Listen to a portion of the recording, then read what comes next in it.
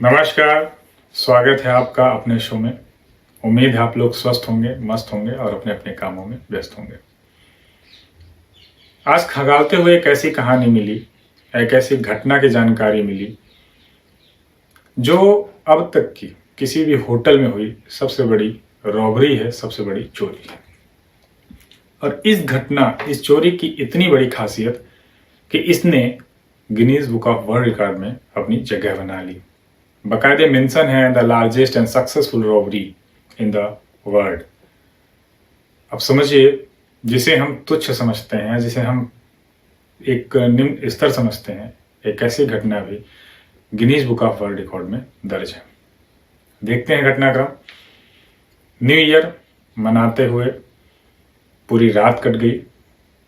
आधी रात यानी 2 जनवरी को तकरीबन 3:50 बजे, सन है 1972, एक गाड़ी लिमोजिन आके द होटल पे आके रुकती है। वहाँ एंट्री के लिए वो जरूरी जो कागजात होते हैं, जो जरूरी इंफॉर्मेशन होती है, वो चेक पॉइंट पे देते हैं। वहाँ उन्हें बताते हैं कि द फोस्टर पार्टी नाम से हमारा बुकिंग है। जो सिक्योरिटी होती है वो रिसेप्शन में कॉल करती है, इंफॉर्मेशन कलेक्ट करती है और सही पाती है। बाकायदे उनकी एंट्री होती है। 8 लोग एंट्री करते हैं। एंट्री करते ही सबसे पहले वो चेक पॉइंट को अपने कब्जे में लेते हैं। बंदूक के यानी गन पॉइंट पे एक आदमी वहां उनके साथ रहता है, उनको बंधक बना लिया जाता है। बाकी के 7 लोग आगे बढ़ते हैं। रिसेप्शन में पहुंच के लॉबी में तकरीबन 19 लोगों को गन पॉइंट पे बंधक बनाते हैं। अब सोचने वाली बात यह है कि रेकी किस तरफ से की गई थी या किस तरह से की गई थी कि उन्होंने तकरीबन 3 दर्जन हैंडकफ यानी 36 हथकड़ियां अपने साथ ली हुई थी इन घटना को अंजाम देने के लिए। वहां पे 19 लोगों को बाकायदे हैंडकफ करते हैं, हथकड़ी लगाते हैं। रिसेप्शन से सूची मांगते हैं। सूची यानी कितने गेस्ट हैं जो होटल पे रुके हुए हैं, उनकी लिस्ट निकालते हैं। एक लिस्ट वो अपने पास से निकालते हैं, उन लिस्ट की डिटेल निकालते हैं और 400 में से सिर्फ 100 लोगों को सेलेक्ट करते हैं। जहन में सवाल होगा, होटल में चोरी कितना मिलेगा? तो आपको बता दें, ये अमाउंट तकरीबन आज के डेट में अगर काउंट किया जाए तो $28 मिलियन यानी खरबों रुपए। अचंभित करने वाली बात है। चलता जाता है ये क्रम, सूची मिलाते हैं। अब इनके साथ कौन कौन लोग थे? बाकायदे एक रिसेप्शनिस्ट इन्होंने ट्रेन किया हुआ था जो इनके साथ था, जो बाकायदे अदब से बात करता था। होटल के सारे कर्मचारियों से बड़े अदब से, बड़े व्यवहार से बात कर रहा था। 2 लोग जो लॉकर तोड़ने में एक्सपर्ट थे। 2 लोग कि अगर गोली चलाने की जरूरत पड़ी तो ये लोग हिचकिचाएंगे नहीं। होटल के स्टाफ से भी मैम और सर करके बड़े अदबी से बात कर रहे थे। धीरे धीरे इन्होंने सारी जानकारी इकट्ठा की, लॉकर्स की जानकारी ली। अब यहां आपको थोड़ा क्लियर करता हूं, बैंक में लॉकर क्यों? बड़े बड़े शहरों में जो बड़े बड़े होटल होते हैं वहां पे जाहिर सी बात है रईस आदे ही आते हैं। उनके साथ उनके गहने, उनके जेवरात, उनके कैश और भी बहुत सारी ऐसी चीज होती हैं जो काफी महंगी होती हैं। होटल के रूम में सेफ्टी न होने का हवाला भी दिया जाता है, इसलिए बैंक में डिपॉजिट लॉकर होता है जिनमें ये लोग अपने महंगे महंगे सामान डिपॉजिट कर देते हैं और आराम से जब इनको निकलना होता है विड्रॉल कर लेते हैं। उसमें कैश भी हो सकता है, उसमें गहने भी हो सकते हैं, जवाहरात भी हो सकते हैं और भी बहुत सारी चीजें हो सकती हैं, इंपॉर्टेंट डॉक्यूमेंट्स भी हो सकते हैं। तो इस लॉकर जिनकी जानकारी इन्होंने कई महीनों से इकट्ठा की थी कि इस होटल में कितने लोगों का आना जाना रहेगा, कितने बड़े लोग आते जाते रहेंगे, कितने लोगों का लॉकर है, किस तरह से रहेगा, ये उसकी रेकी पहले से करके रखते हैं। वही 100 लोगों का डिटेल जो था इनके पास पहले से था। उन 100 लोगों के डिटेल के सामने जो रिसेप्शन से इन्होंने डिटेल मांगी थी उसको मैच कराते हैं, उन लॉकर्स को टारगेट करते हैं। अब ये जो नाइट स्टाफ था थोड़ा कम था, बावजूद इसके इन्होंने 19 स्टाफ को अपने कब्जे में लिया।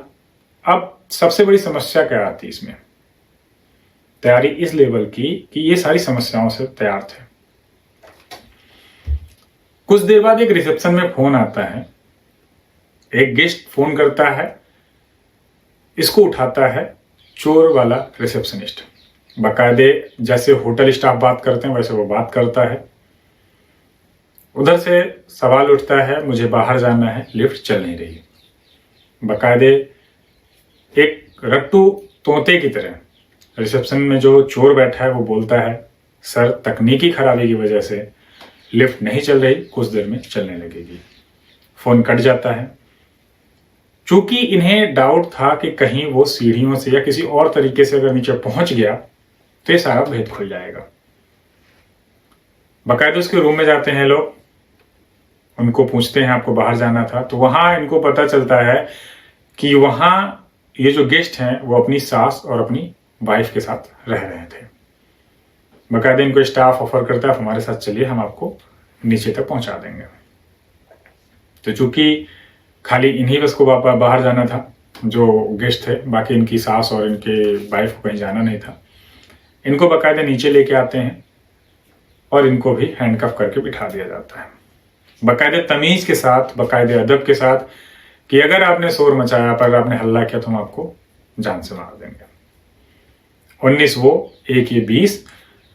अब कुछ देर बाद जो ये गेस्ट आए थे जिनको बाद में इन्होंने कैप किया था यानी हैंडकफ किया था, इनको सीने में दर्द महसूस होने लगा, इनको जलन महसूस होने लगी। इन्होंने बताया, बाकायदे वेल ट्रेन्ड उन चोरों में से एक पता करता है इस होटल के किस रूम में डॉक्टर है, इंक्वायरी करता है, उनको लेके आता है इमरजेंसी के नाम पे। वो इनको ट्रीट करते हैं और डॉक्टर साहब भी इनके कब्जे में। 21 एक दो लोग और भी उसी स्टाफ में से जो सिक्योरिटी होती है वो भी आ जाते हैं, उनको भी कवर कर दिया जाता है। टोटल 23 लोगों को ये लोग हाईजैक करते हैं, लोग कवर करते हैं। तकरीबन 2 से ढाई घंटा लगता है, एक एक लॉकर को तोड़ते हैं, पूरा एसेट वहां पे जो होता है, ज्वेलरी है, पेपर से जो आपको पहले बताया, कुछ डॉलर्स में भी करेंसी थी, उनको भी उठाया, अपने साथ कवर किया। और जाते जाते बहुत ही प्यारी लाइन बोली और प्यारा काम भी किया। प्यारा काम यह किया कि जितने भी होटल स्टाफ थे उनको 20 रुपीज का यानी $20 का, यानी 19 तकरीबन जो थे सबको $20 का बिल दिया। साथ में उनसे रिक्वेस्ट की कि मैम सर प्लीज आप पुलिस को मत फोन करिएगा। ठीक है, ओके। अब ये वहां से सिक्योरिटी को नहीं देते, खाली होटल स्टाफ को देते हैं। अब वहां से ये निकल जाते हैं क्योंकि इनको 7 बजे से पहले सब कुछ खत्म करना था। 7 बजे दूसरा स्टाफ आ जाता है। तकरीबन 2 से ढाई घंटे में ये इतनी बड़ी वारदात को अंजाम देते हैं जिसकी उस समय की जो नेटवर्थ थी वो थी $3 मिलियन, यानी 1972 में $3 मिलियन। तब भी कम नहीं थी। इनको कुछ और भी वहां पे ऐसी चीजें मिलती हैं जो जैसे आप नेकलेस समझ लीजिए और जिनकी कीमत तकरीबन $7.5 लाख भी थी। ये जो कारनामा है ये सुबह 7 बजे पब्लिक में फैल जाता है, पब्लिक में रिलीज हो जाता है।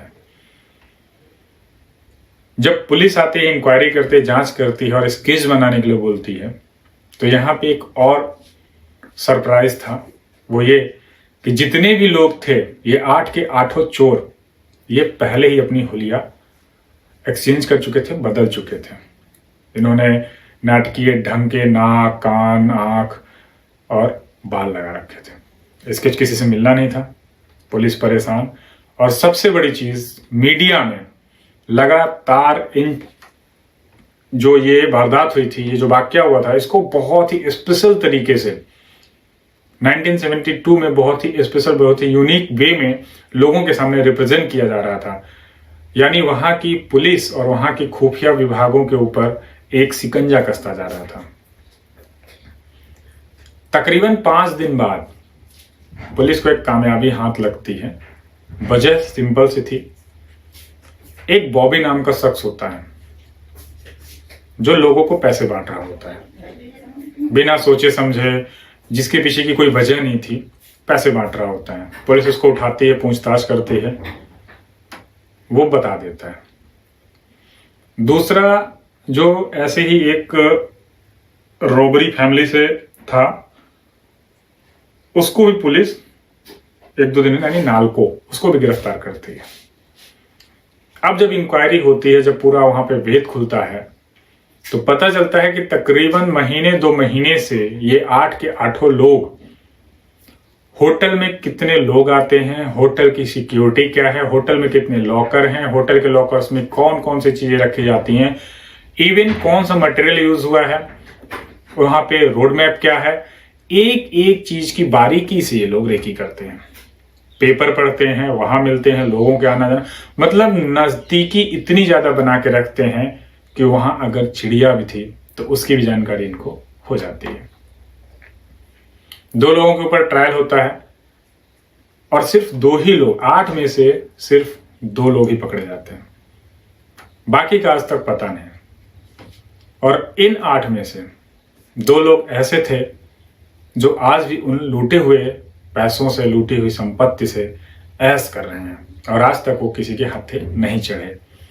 बाकी लोगों की भैया है कि आपस में बांटने को लेके या आपसी मनमुटाव को लेके एक दूसरे को गोली मार दी, लेकिन 1-2 लोग ऐसे थे जो हमेशा के लिए ये पूरा का पूरा जो वाक्य था और जो इसमें कलेक्शन हुआ था, वो पूरा कलेक्शन लेके गायब थे। अब इसमें रिकवरी जो थी $28 मिलियन में सिर्फ $2.5 मिलियन की रिकवरी होती है, यानी अभी भी तकरीबन $25 मिलियन के आसपास उन लुटेरों के पास है। 19 महीने बाद बॉबी और उसका जो एक और सहयोगी होता है नालको, वो दोनों रिहा हो जाते हैं। जब ये खबर धीरे धीरे बाहर फैलती है तो अपने आप में एक अलग पोल खड़ा करती है, अलग एक रिव्यू या व्यू कहिए खड़ा करती है कि इतनी बड़ी चोरी को अंजाम दे दिया गया, ना कोई भी गोली चली, ना कोई भी मारपीट हुई और ना ही किसी तरह की बदतमीजी की। बाकायदे अदब से पेश आते हुए पूरा का पूरा खजाना लूट लिया।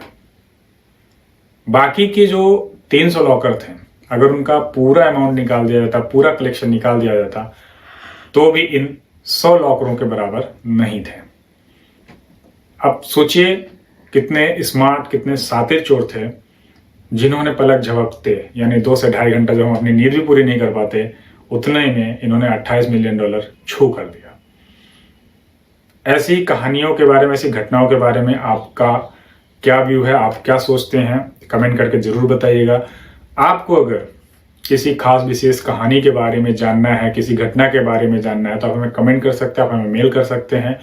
फिलहाल आज के लिए इतना ही, कल फिर मिलते हैं कुछ नई कहानी के साथ। तब तक के लिए धन्यवाद।